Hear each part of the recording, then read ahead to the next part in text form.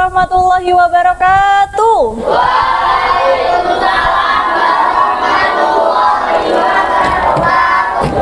Bagaimana kabarnya anak-anak? Sehat? Alhamdulillah. Sebelum itu di sini pernah Bu Vika ajarkan tepuk itu belum? Pagi, siang? Sampun. Nah, kita coba ngetes semangatnya dulu sebelum kita praktikum sederhana pada pagi hari ini, nggih? Nah, semuanya tangannya di atas, siap-siap tepuk. Mengetes konsentrasi dulu. Pagi. Pagi. Pakai tangan kan? Pagi.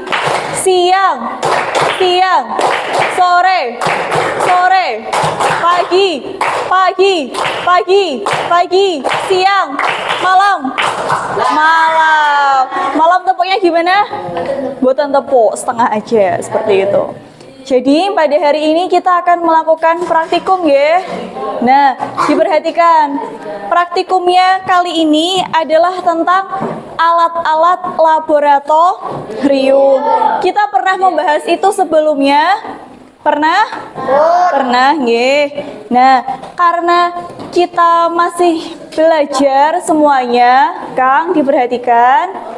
Diperhatikan nanti ini kerjanya kelompok, jadi kalau nggak paham nggak bisa jalan kelompoknya, nggih. Nah, karena ini nanti kita masih terbatas alat-alatnya, kakeknya pilih turun.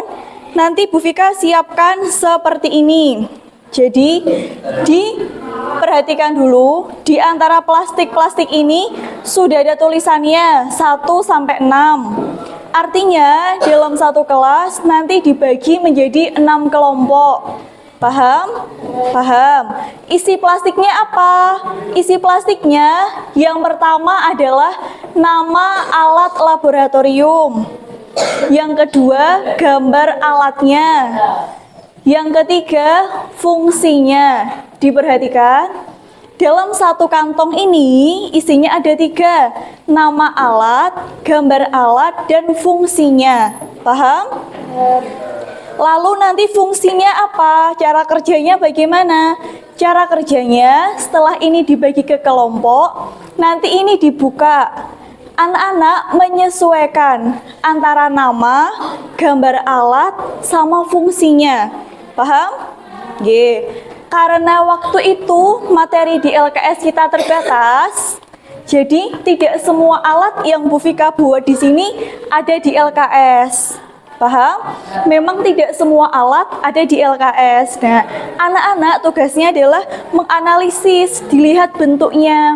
Nah, kira-kira kalau bentuknya pipet, apa iya digunakan untuk menampung reaksi? Kan nggak mungkin, nggih.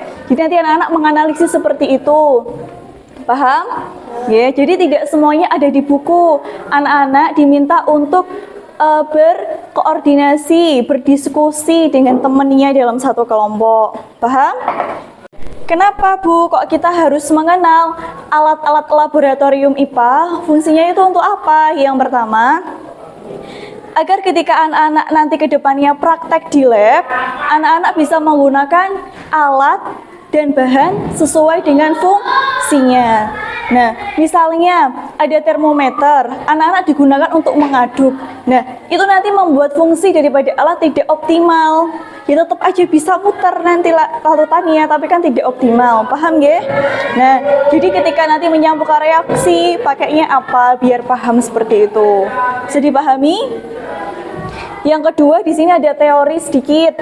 Kemudian ada alat dan bahan. Yang ketiga, siswa mengumpulkan lembar laporan hasil praktikum untuk ditandatangani oleh guru. Nah, nanti hasilnya ditulis di mana? Ditulisnya di sini. Di sini sudah Bu Vika tempel double tip. Bisa dilihat? Jadi anak-anak tidak perlu mencari lem atau motong-motong lagi. Tinggal ini dibuka, dipasang dhisik, ditempel. Jadi jangan langsung ditempel, dipadakin dhisik. Siapa tahu berubah. Kalau udah mantap, baru ini dikelupas dan ditempel jawaban yang sebenarnya. Paham? Di sini juga sudah Bu Vika tulis kelompok 1 sampai 6 dan sudah Bu Vika bagi nama-nama anaknya. Paham? Sudah Bu Vika bagi nama-nama anaknya. Nanti kelompok 1 di sini, kelompok 2, kelompok 3, kelompok 4, kelompok 5, kelompok 6. Jadi bisa dikemasi dulu buku-bukunya, dicangklong. Ketika Bu Vika panggil langsung berjalan ke kelompoknya. Diperhatikan untuk kelompok 1, tempat duduknya di sebelah sini. Ada Andika Aizar Zaki. Silahkan langsung ke sini. Kedua, Muhammad Fikri. Langsung menempatkan diri.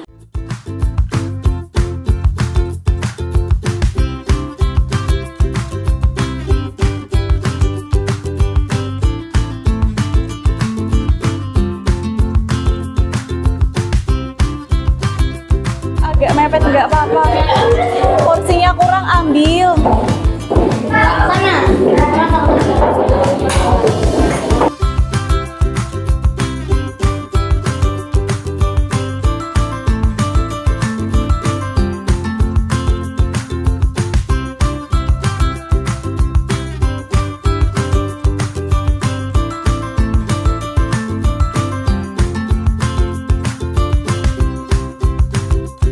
Itu penjepit atau klem namanya?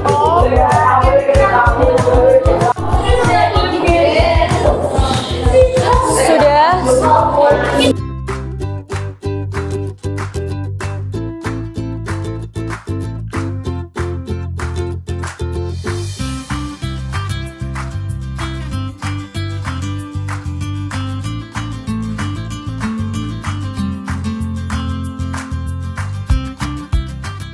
Ya, sudah.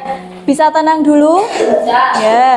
Anak-anak, terima kasih atas berjalannya praktikum pada siang hari ini.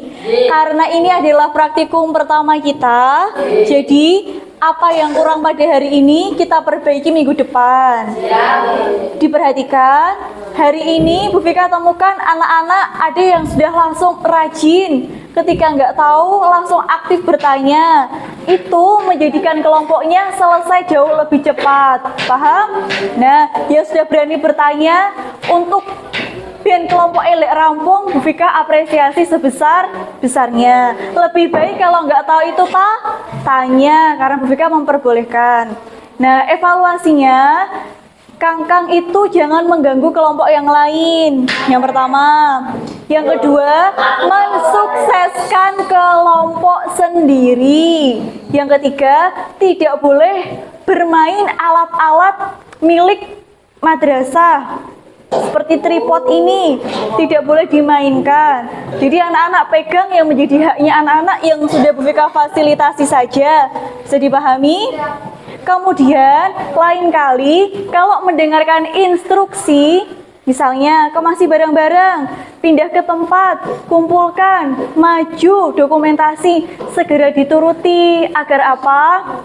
Dengarkan, hasilnya optimal, tidak membuang waktu, dan anak-anak kan sudah besar, ya. Bu Vika sebelum ini pernah di MI itu bisa diarahkan. Nah, Bu Vika percaya anak-anak jauh lebih bisa diarahkan karena sudah di tingkat yang lebih tinggi, gitu nggih? Semoga pertemuan berikutnya dapat berjalan dengan lebih lancar. Kurang lebihnya Bu Vika, Mbak Farida, Pak Musi mohon maaf. Terima kasih. Wassalamualaikum warahmatullahi wabarakatuh. Waalaikumsalam warahmatullahi wabarakatuh.